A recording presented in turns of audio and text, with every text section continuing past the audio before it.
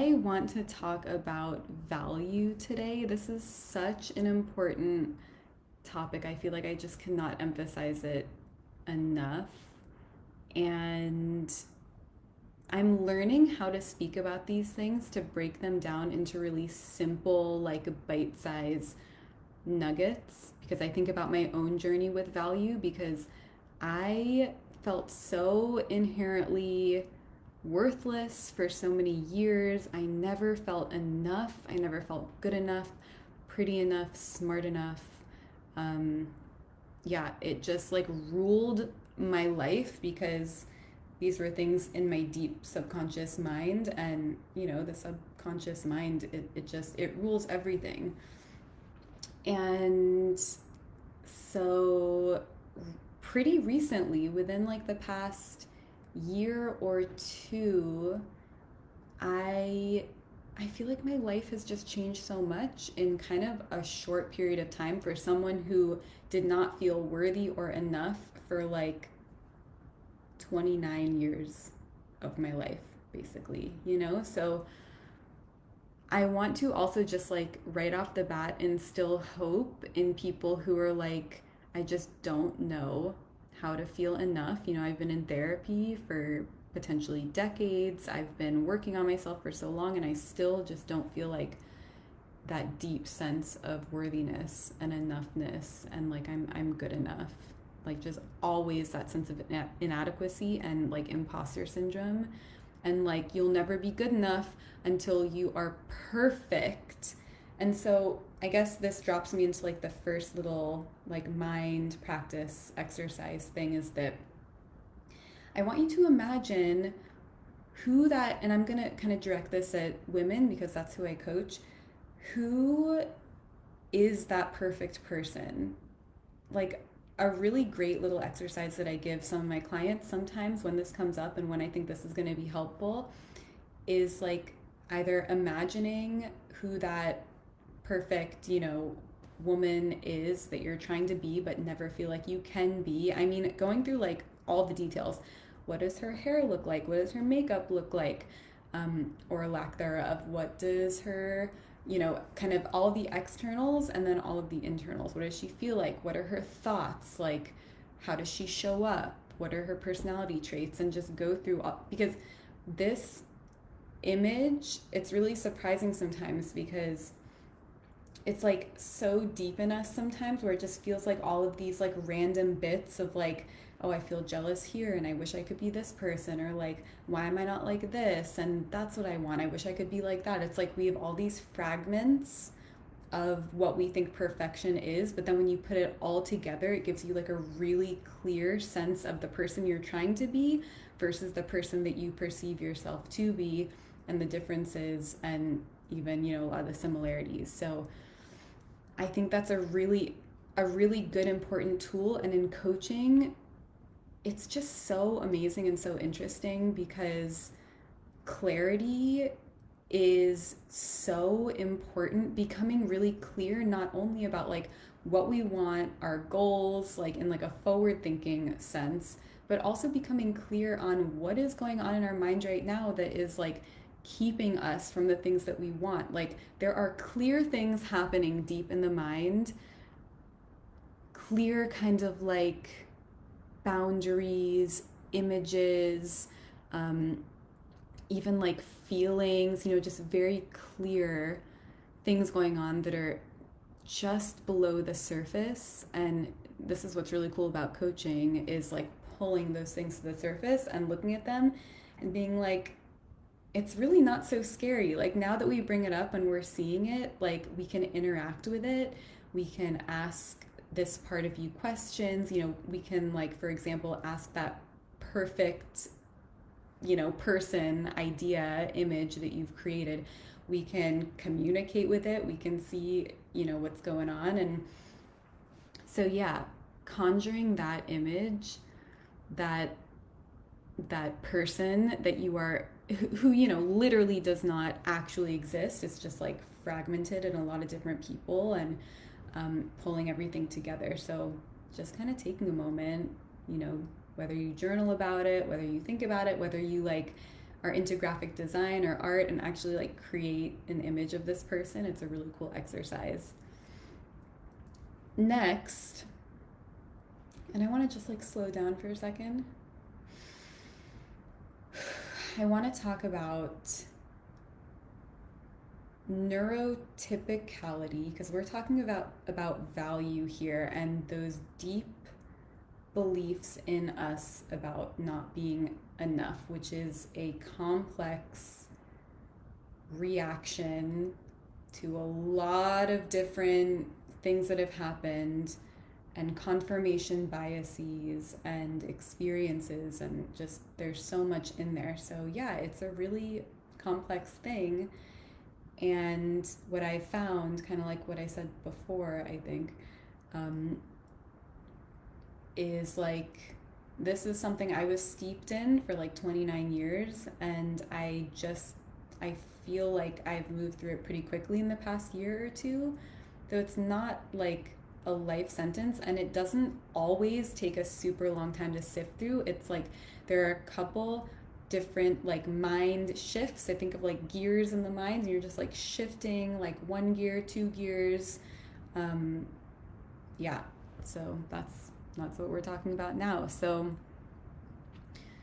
neurotypicality versus neuro-atypicality. I mean, this society is structured, or I'm talking about like Western American society. I can't speak for other societies necessarily, but I know like Westernization has spread far and wide. This society really values neuro-atypicality. This society really values the qualities of like extroverts, which is like a whole thing, extrovert, introvert, very like black and white. But yeah, you know, the people who are not shy, the people who are comfortable with other people, have no social anxiety, are social butterflies, are comfortable seeming with themselves. And, you know, whether those things are like an act or real, it doesn't really matter in the eyes of like society at large, is kind of how I see it. And these are just like my opinions. And I do want to like preface all of this with that. It's like these are my opinions and my own experiences. And then neuroatypical people are people who, so I do have a definition written down here. So not displaying, or actually, let's go with this one. Neurodivergent, which is same as neuroatypical, refers to an individual who has a less typical cognitive variations such as autism, ADHD, dyslexia, dyspraxia, etc. Neurotypical refers to individuals of typical development and intellectual/cognitive functioning. It's really interesting because I know way more people who would fit the neuroatypical structure than the neurotypical. And I would even include in the neuroatypical structure things like severe anxiety, panic disorder, severe depression. And I wonder, if there's like another definition that includes those things too, but I'm not sure. It's interesting. It's complicated too.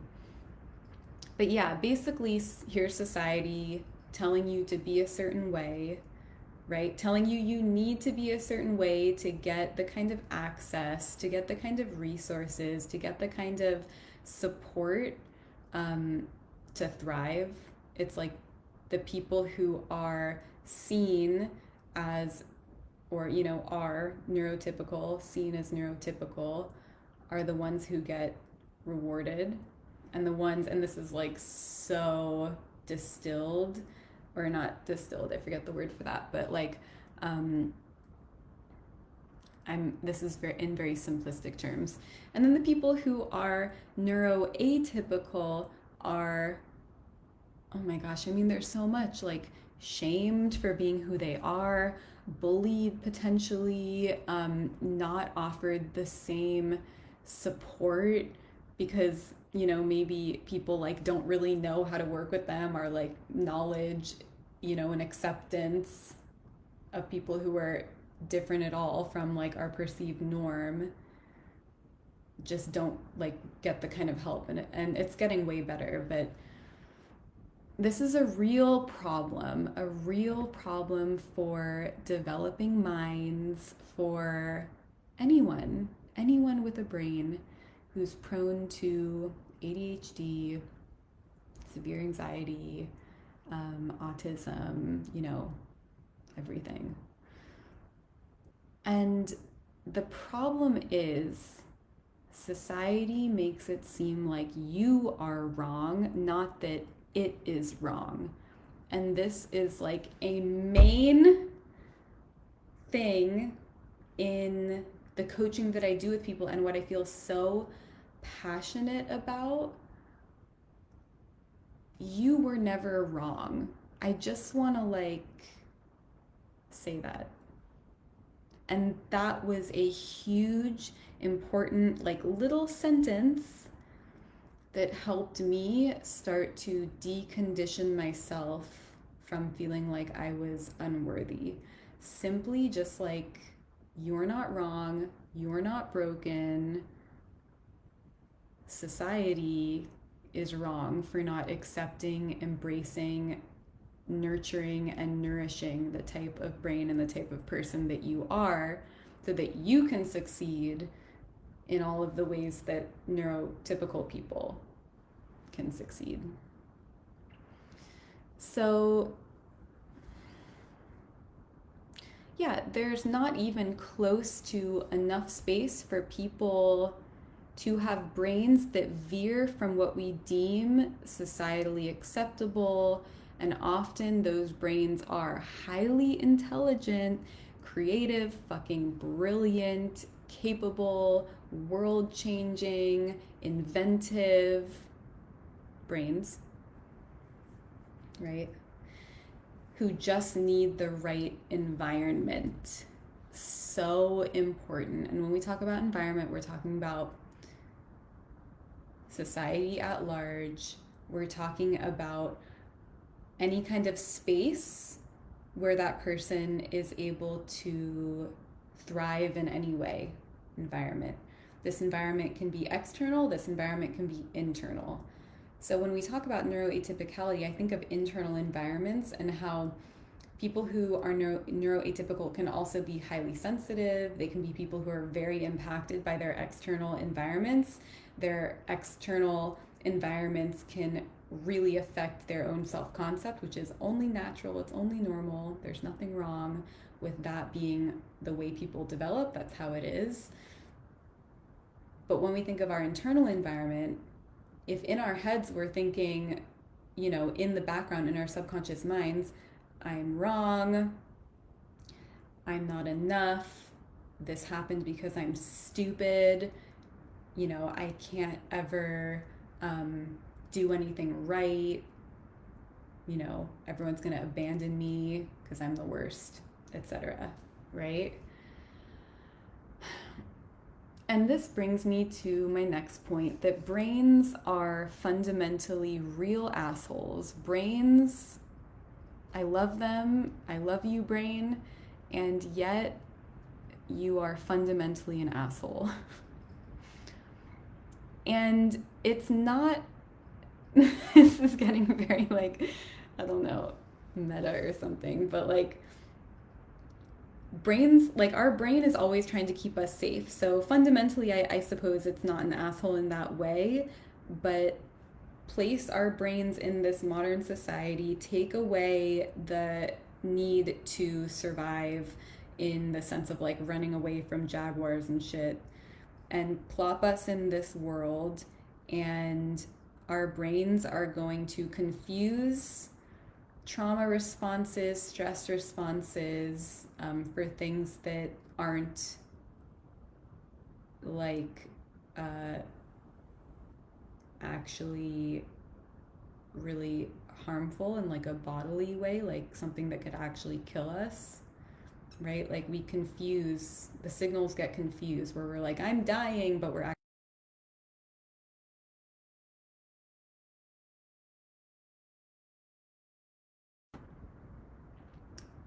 it gives me a lot of compassion for myself because I think about like, oh man, like brain, my sweet brain, just trying to keep me safe, trying to keep me safe from danger, whatever the perceived danger is. And then I think about how we also, our nervous systems try to keep us safe from not just jaguars chasing us, but vulnerability, getting our hearts broken, getting hurt, losing everything, being abandoned, things like that. So when I think about imposter syndrome, and I'm gonna kind of like change direction, switch gears a little bit here, convincing yourself that you're dumb, not good enough to be in a room full of people who seem better than you or smarter, your brain is protecting you from taking risks, from possible mistakes, from things like getting up and making a presentation out of the blue, being confident enough to do that, raising your hand and saying you don't agree with something that was said. It's like that kind of confidence that we do not associate with people who feel like they are imposters. That is inherently risky behavior for our nervous systems, especially a nervous system that is primed from trauma, that has a lot of anxieties going on, a lot of like activation, nervous system activation, heightened responses. And so I want to come back to this again. Nothing is wrong with you and you are not broken. Your body and your brain is working as it should based on your specific blueprint, your personality, your experiences, your reactivity, your highly sensitive nature, the environment of the society that you grew up in. Your reactions are not wrong. You are not wrong. You are not broken. And that is something that, if you take nothing else from this conversation, I want you to take that. So, next, I want to talk about self-responsibility. This can be triggering. It is also very nuanced. Nuanced is like my favorite word nowadays. I think I've said it like 100 times in the past week, but I love it. So, self-responsibility. Yes, society may not have been kind to you in all the ways that it as a whole was kind to some other people, but you can be kind to yourself. You can create an internal environment. I'm just like getting an image of like a garden in my brain and my body, just like a beautiful, serene garden with like vast meadows and like deer hopping around and flowers. Like your brain can be that with some practice, some tools, some reframes, some deconditioning. No matter how scary and fucked up seeming the external environment that you live in is. And so, yeah, you do have that power. And I also just want to offer that I am here as a resource. This is my life's work. I am very passionate about helping people with this, specifically with feeling enough and feeling like they are valuable. And I want to ask, like, if you felt totally valuable, totally inherently worthy and enough, more than enough, who would you be? How would you act? How would you feel? How would you carry yourself in the world? And in coaching, this is such a crucial component of the work that I do with women. Again, it's that clarity piece, becoming so clear on how you want to be and what you want to feel, and really anchoring those things into your body. How do I say this? Say we get everything we want externally. We get everything we want. If we haven't worked on things like gratitude, surrender, internal harmony, and a sense of peace and spaciousness, self-compassion, acceptance, who do you think you'll be when you get everything you want? It's going to be the same shit, the same brain, the same wiring, but just place it into an environment where you have all the externals. You're still going to find shit to complain about. You're still going to find ways in which this is wrong or this doesn't feel right or you're an imposter, you don't deserve this. Do you see what I'm saying? Is like you have to bring your brain with you on that journey to actually see the value in it. To see the value in those things that you want, you have to see the value in yourself. You also have to practice creating those new neuronal circuits that loop around how grateful you are, again, what it feels like to feel total peace and surrender in your body, and practice being in that space, integrating it, embodying it. Yeah, I could go on. The belief has to precede the goal.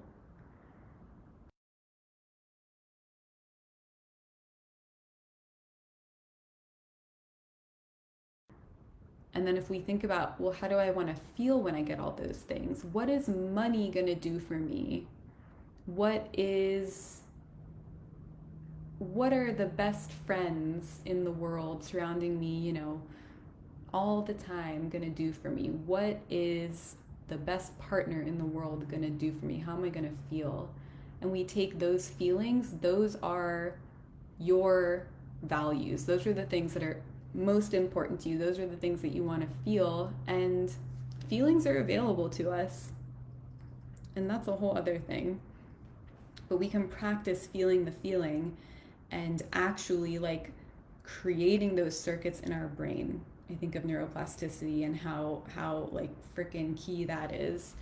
So I want to share with you a couple of beliefs that I came up with, and some of these may be other people's beliefs that I have copied and pasted, but I'll try to stick with mine, but it doesn't really matter. So,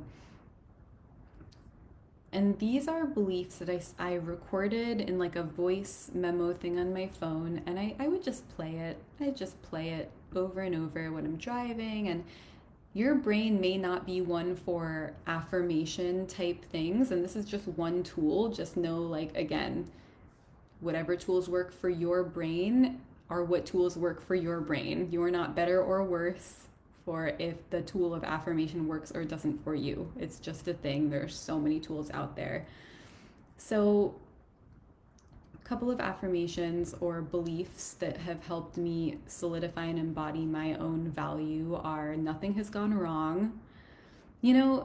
That's a good one because things simultaneously are going wrong all the time and not going wrong, and it's a perception thing. It's also like there are so many layers to this, right? So it's like choosing to believe the thought that feels better in my body. Like, why would I not do that?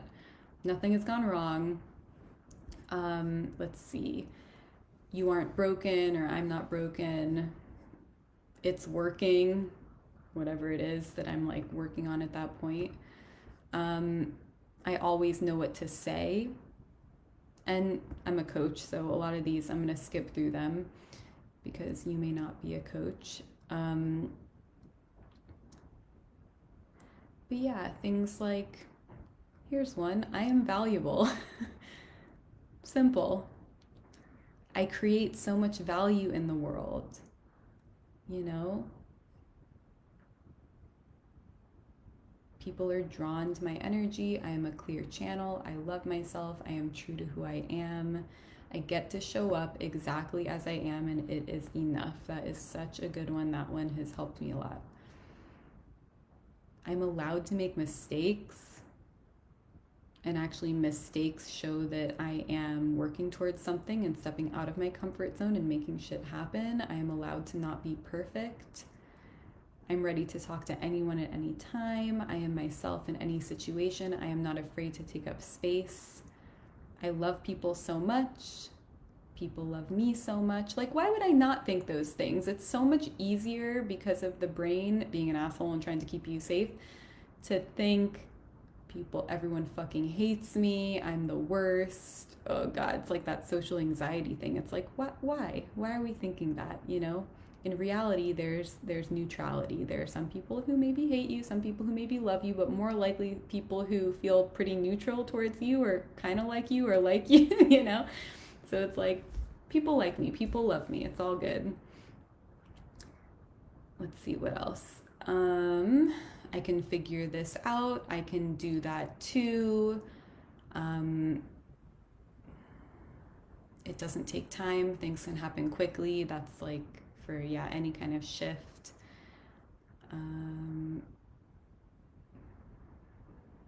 Yeah. I'm always open to meeting new people, making new friends. A lot of these are about like socializing. I definitely have social anxiety, so a lot of these have like really helped me, and it's just a practice. You just keep doing it. You keep telling yourself these things, because if you can choose between two thoughts, people love me or hate me, why not choose people love me? Why not choose I love meeting new people instead of I fucking hate meeting new people, you know?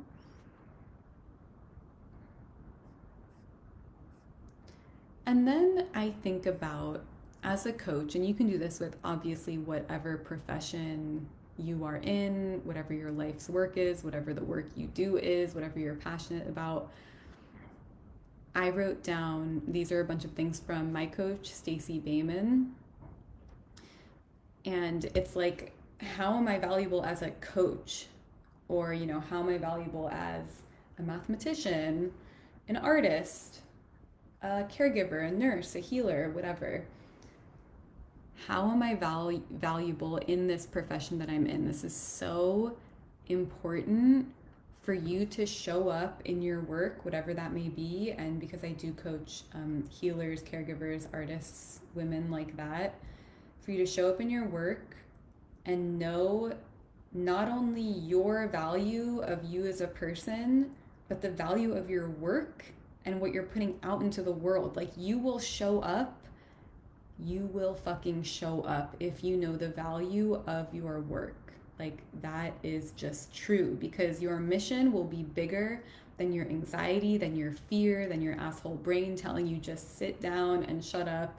You're too stupid, no one cares what you have to say. When you are in a place where you know the value of your work, you will put yourself out there over and over and over, relentlessly, because your mission will be more important than any of the feelings that arise in your body. You can handle feelings. And so these are, yeah, a couple of things that Stacey Bayman wrote out that I really like.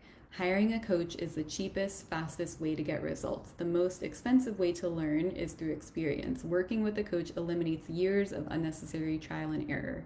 Coaches show you all of your blind spots. They see the car moving up on your side and alert you before you ever even decide to switch lanes. I don't remember that one. That's interesting. A coach will tell you what you need to know to grow, not what you want to hear. The difference is profound. You can't get honest feedback like that anywhere. Coaches work without their beliefs, judgments, and opinions. They focus on what you want and what is keeping you from getting there. A coach listens to you talk and points out anything they hear that doesn't serve you for who you want to be, how you want to feel, and where you want to go. I mean, this is like so long. That point in particular is so important. Me as a coach, one of my main things in coaching is being unbiased, like showing you your brain. That's what I'm doing. And your brain, everyone's brain goes to really weird places when they don't even realize it. It's like having a mirror and being like, do you notice that the word you used is this? And like, how does this word make you feel? Like, what is your somatic experience of that word? And they're like, oh my God, it's like anxiety and fear. Like, why am I using that word to describe this thing that I could use other words for, you know?